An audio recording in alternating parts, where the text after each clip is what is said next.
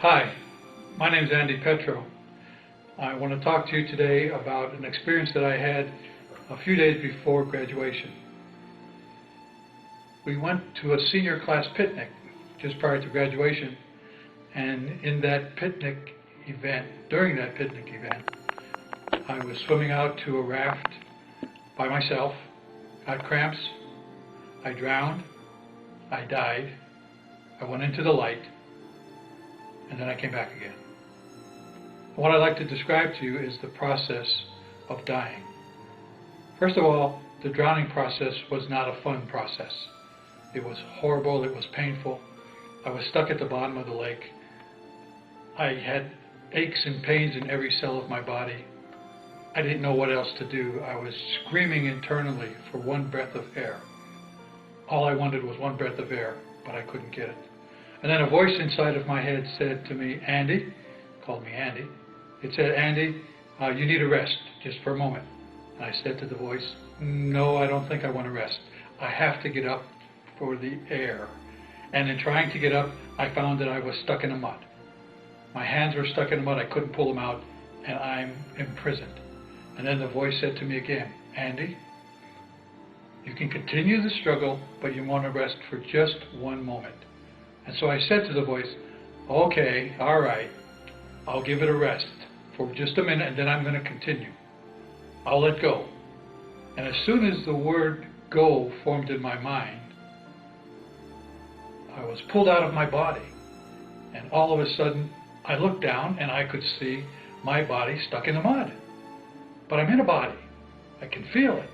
No longer am I cold and freezing and stuck in the mud, but I'm warm. And I'm filled with a love and a peace that I cannot explain. So in less than a microsecond, from freezing, cold, horrible pain, I was filled with love and peace and happiness and smiles. And as I looked opposite from my body, looked up into the tunnel, there I saw light. The light was so bright that it was brighter than 10,000 suns. And I immediately said, this should be burning my retinas. But it wasn't. It was a gentle but powerful light. It was pulling me. It was pulling me like a gentle magnet, closer and closer. And the closer I got, the more I was filled with an ecstasy, with a love, with an unconditional love of me as Andy. And as I got closer to the light, all of a sudden, I popped into a giant sphere. It was about the size of a basketball coliseum, and I was suspended in the middle of this sphere, and all around me, at all parts of the sphere, up, down, sideways, left, right, all over, were miniature motion pictures of my lives and what was going on. And I could see, I could touch, I could feel, I could sense every emotion that was taking place in all of those lifetimes. And when I would concentrate on one, I would immediately be there. I would be reliving what I had lived, and I would remember the reliving. And then I would think about another area, and then I'd pop into another movie. And I would do this for some period of time, but you have to understand that when you're in the eternal now, time doesn't make any sense. So it isn't time like yesterday, today, and tomorrow. It's happening all the time, all at once. And I was there for an extended period using earth terms. And then all of a sudden, I popped out of the sphere, and now I'm in front of the light. And the light is so warm and so glowing and so forgiving. And the light had no judgment. There was no condemnation. There was no blaming, no shame. There was nothing but love and acceptance. And the light was viewing me. The light knew everything that I ever thought, did, or will do. It knew everything. And the light welcomed me. And the light said, Andy, don't be afraid. And I was impressed. I mean, the light knew me and called me by my name, called me Andy. Oh, that's pretty good. And then the light said, Andy, I love you. And then the light said, Andy, we love you. Now, when the light said, Andy, we love you, I looked in back of the light.